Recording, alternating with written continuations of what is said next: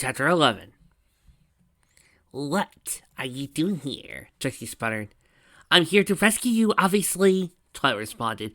Pulled something out of her saddlebag. It was a pair of keys. She put them in the lock of the cell's door. Trixie knew the cell was made out of metal that was enchanted to make use of the magic impossible without in the cell. Not even an alicorn could cast their magic in here. Twilight would have been trapped inside with her if she tried teleporting. Quick, I don't know how long that sleep spell Corona castle will last, Twilight said as she opened the door. Sleep spell? Trixie parroted.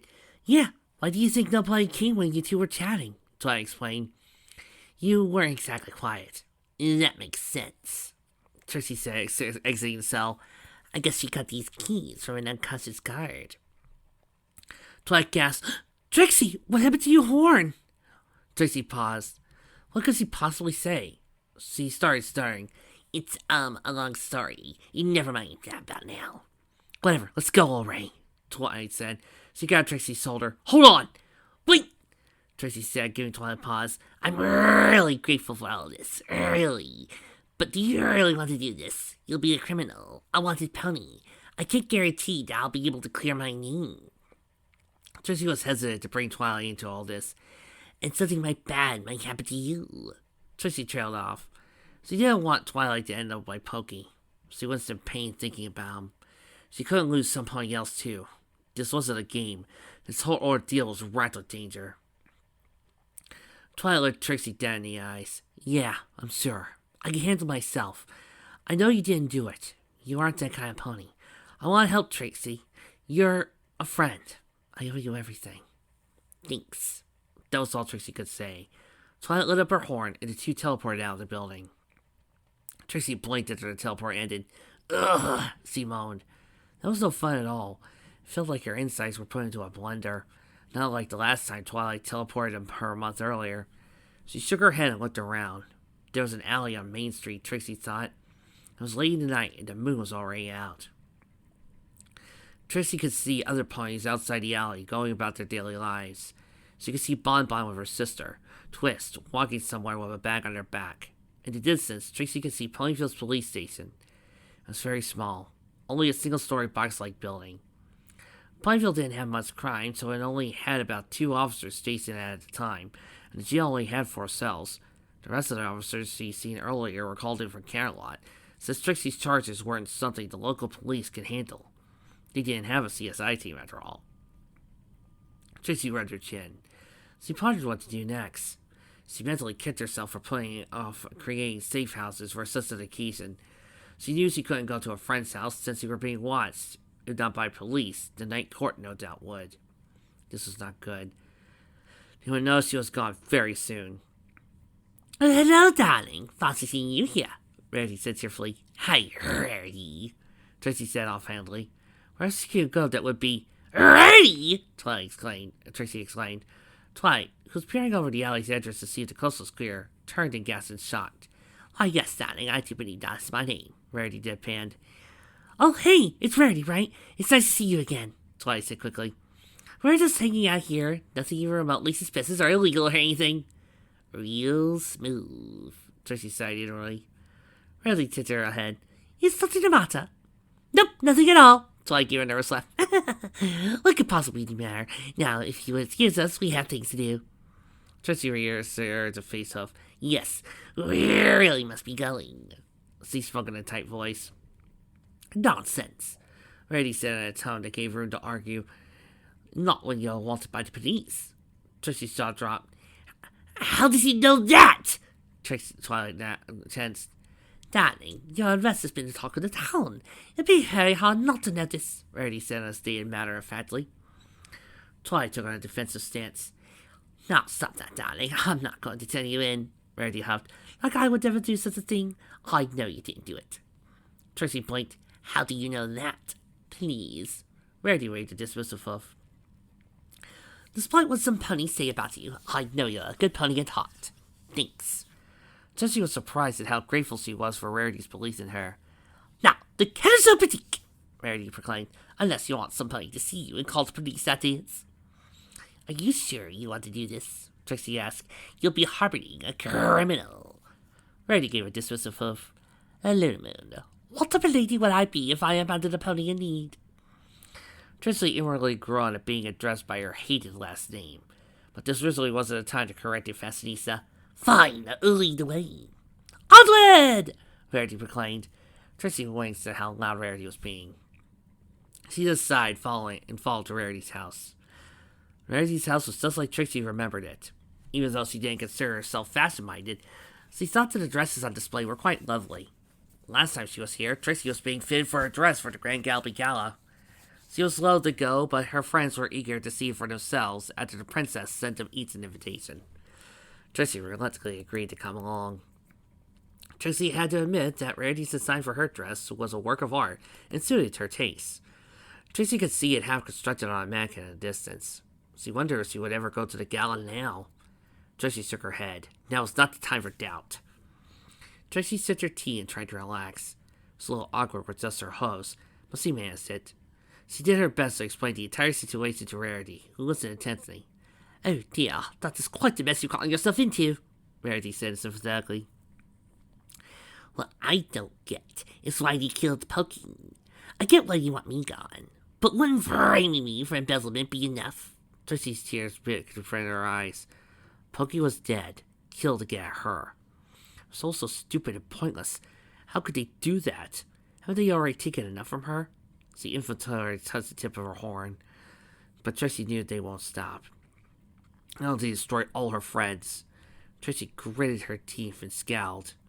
Trixie's sadness was consumed by the unrelenting anger and hate. She would stop them. She would find Pokey's killer and avenge him. They would pay for this. They would pay. Trixie took a deep breath. She needed to control herself. She couldn't let her emotions get the better of her. She needed to think clearly. Losing control might end another friend's life. It's just unnecessarily messy. Not really Greengrass's style, Trixie lamented. She drank more tea to calm herself down. She could feel the rage bubbling beneath the surface, but she had control of herself now. Maybe he saw something in Consulate and they needed to silence him, Rarity suggested. What could you possibly see that would make them want to kill him? Trixie asked. This is what we have to find out, Twilight said. Rarity, I heard you discovered Pokey's body, is that true?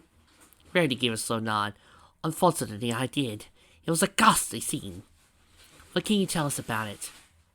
Twilight asked eager. Rarity thought about it. It seems really clean to me. Clean? Trixie asked. Despite the condition of Pokey's body, Rarity made a face but continued, there was a remarkable lack of blood. So he wasn't stabbed there, Twilight concluded, and Rarity nodded in agreement. No, darling, I don't believe so, Rarity tapped her chin. I looked around and found a remarkable lack of clues, Rarity continued. There are traces of hoof prints being covered up, so it was hard to tell who was in the quarry. As far as I could tell, the killer dropped Pokey's body off the top of the cliff and it slid down the incline to the bottom. You can see the markings where he slid down. Is it true that Pokey wrote my name in blood? Trixie asked. The police told her about it, but she could hardly believe it. That kind of thing only happened in mystery novels. She doubted a dying pony would be right frame of mind to leave any message about their killer. Rarity nodded. Yes, although the calligraphy was a little too good for a dying pony of blood loss. That's all the evidence they had that said you did it? Twilight asked in disbelief. No, Trixie said and sighed. They have other things. They found one of my fruit knives with Pokey's blood on it. It had only my hoof prints on it. They also have witnesses that saw me carrying a large pony-shaped bag outside of town before the time of the murder. Really? Why did you do that? Twilight asked, perplexed. Ugh. I was just carrying out some trash to be burned. It was just old papers, mostly. The apples allowed me to use their furnace to burn my trash. Talk about bad luck. Trixie groaned and cursed her habit of burning her trash at 3 once a week. She had just had to take the scenic route that day, too. Big Mac didn't see her for at least an hour. There's also the fact that I had no alibi and have a possible motive, Trixie said. Her eyes pucked up at this. They think I killed Pokey because he found about my embezzling and I had to silence him. Oh dear, that does point towards you being the culprit, Rarity sighed. Apparently, the head prosecutor thinks it's an open and shut case, Trixie growled. The head prosecutor was this smug, oily little stallion with a bad toupee and stupid sunglasses. He loved to go on and on about how pointless it was to defend her case, so he might as well just confess. Just thinking about it made her want to punch that stallion. Would you believe that every attorney I contacted refused to defend me? Tracy said. Princess Luna helped her with this by teleporting to Carolot and talking with all the best attorneys in the city. Apparently, they all thought that my case wasn't worth defending. Twilight's face darkened. Father, she spat that word. Tracy crouched her front legs and nodded. No point seemed to want to cross for Viceroy. He had a lot of power in the equestrian legal system. He wasn't even charged for attacking her and cutting off her horn. Everybody seemed to fear him. She did her best not to start grinding her teeth with frustration. Well, at least the princess says she knew someone that could defend me, and wouldn't back down from threats or be bribed, Tracy said, and that he would defend me to the bitter end. Someone? Rarity asked, picking at the unusual word uses. So, she wasn't talking about the pony? A Griffith Mary? I don't know. She just said he was out of town. It doesn't matter right now anyway, Tracy said, trying to get back on topic. We need to go to Canterlot and trace Pokey's steps. Tracy rubbed her chin with her hoof. Wait, Trixie, don't be expecting that. It won't be easy, Twilight said, standing up. It's true, darling. Rarity shook her head. It seems rather obvious. Tracy smirked. Don't worry about it. I have a plan. You do? Twilight asked. Of course, Tracy said with confidence. We just need to be unpredictable. We're going against Greengrass, Twilight said darkly. They both knew how dangerous and cunning that stallion was. True, Tracy admitted, but she wasn't going to be perturbed or scared by this. But those Night Court jerks think that I am a complete idiot, so think I am going to use my advantage. What a mess, Sleuth said, rubbing the back of his neck. He had just discovered the 4 guards assigned to Lulamoon asleep on the ground. Since it seemed unlikely that all 4 guards decided to take a nap, it was obviously a sleep spell. He kicked the guard, but he only stirred a little. So, who could have cast a spell like this? Sleuth thought. He wondered if one of Trixie's unicorn friends could do this. Maybe, but it appeared to be a powerful spell. He knew Lyra studied musical magic, so that wasn't out of the possibilities he could use her lyre to cast this spell. What is going on here? Demanded a voice from behind the police station's answers. Sleuth turned towards it. Greeting Archduke Fisher. Sleuth gave a curious bow. Never mind that, Fisher growled. Where is Trixie Lulamoon? Gone, Sleuth replied. How? Sleuth put out a press. Some pony used a sleep spell and stole her away. What? Fisher started pacing. I have ponies watching over Heartstring's house. How does she avoid them? She doesn't even know when they were here. Sleuth quirked her eyebrow. You have ponies watching Lulamoon's friends? Of course I do, Fisher yelled. I just knew they would try something. If Archduke has some pony watching Heartstring's house, then it probably wasn't her, Sleuth pondered. Check all your ponies if Heartstrings is still in your house. It might not be her. Fisher nodded, yelled for a pony in the distance. He came quickly, like his life depended on it. He spoke swiftly with Fisher and was off again. Sleuth thought of his options. Despite her connection to the suspect, he doubted the princess was involved.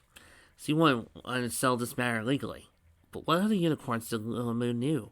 How many of them could use such a powerful sleep spell? It wasn't Pierce, obviously.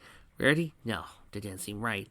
Though he did hear that she came to Lulamoon's rescue in the Corvus incident. Wait, the Corvus incident. There were rumors that Twilight Sparkle's the one that Corona turned into a monster. Strangely, none of the major papers reported on Corvus's identity. But then it's not the tabloids. Why did a Viceroy Nightlight cover it up to protect his daughter? That explained the Viceroy's animosity towards Lulamoon. Maybe he blamed the Galaxy Rangers for what happened to his daughter. Say, Archduke Fisher, Sleuth called out. What? Is it true Twilight Sparkle was the one who became Corvus' creature a month ago? Sleuth asked. Is that why Viceroy Nightlight hates Lulamoon so much? He must have mentioned something. Fisher studied Sleuth for a moment. Sleuth tapped his hoof, waiting for an answer. Fisher immediately sighed and relented. Yes, you are correct. So I was right. Sleuth thought with satisfaction. So where's his daughter now? As far as I know, she disappeared, Fisher said. And yes, he did cover her up. He naturally didn't want ponies to know about his daughter becoming a monster. Luckily for him, there was a lot of confusion during the incident. So most ponies didn't get a good look at her. Fisher paused. Why do you... wait, you don't think that little filly's in fault in this? It's a possibility, Sleuth said. It was just a theory. but he wondered how Sparkle reacted after learning about her savior's arrest. I would check the train station to see if any point of Sparkle's description came into town. Sleuth knew this was probably far-fetched, but it wouldn't hurt to check. Fisher died and left the police station with fierceness in his steps, determined to check out the matter himself. Sleuth waited patiently for them. Oh, sir? The pony checked out the heartstrings returned for a few moments. He looked baffled and a bit apprehensive of his boss's absence. He left on an errand, Sleuth said, addressing the messenger. Just tell me and I'll report to the Archduke. Okay. The messenger didn't seem happy about not reporting to his master. In fact, he seemed a little scared about the whole prospect, but relented eventually with hesitation. The messenger cleared his throat. Lyra Heartstrings has not cleared her house for the last 4 hours. So he's asleep right now, actually. Sleuth nodded, waved the messenger away. The pony was about to leave out the door when he was knocked out of the way onto the floor by a burly form who moved on a blur. You're right, Fisher growled. Twilight Sparkle came into town an hour and a half ago. Damn that filly, Fisher cursed. You there, he pointed to the messenger. Yes, sir. Want you to tell Duke Greengrass and 5-Story Nightlight that Twilight Sparkle's in town. Might be helping Princess Trixie Little Moon, Fisher demanded. The messenger got up quickly and left. Trixie tossed and turned in her bed. Rarity was nice enough to let Trixie use her own bed, but despite how comfortable she was, Trixie was still unable to sleep. Sleep still wouldn't come. Her mind couldn't settle down. Thoughts and anxieties of the day raced through her head. She and her friends were in so much danger. How could she not worry? The idea of knowing her friends might get killed haunted her. Trixie, stop being stupid. You need sleep. What you need for all your cunning plans and escapes. I order you to sleep. After 10 minutes of trying to count sheep and doing everything in her power not to think about her troubles, she finally let sleep come towards her. Trixie closed her eyes for good and finally went to sleep. Trixie stirred, literally opened her eyes. She thought she heard a sound. She rolled over to her other side and covered saying her hose. It's nothing. Ignore it. Trixie's eyes widened when she heard light hose steps. It was detectable like a feather hitting the floor. But Trixie heard them. Her heart started to race. She closed her eyes and pretended to turn her asleep again. She now faced the direction of her steps. She opened her eyes just a fraction of an inch. No, Trixie said in a horrified whisper when she got a look at the intruder. It was Notary.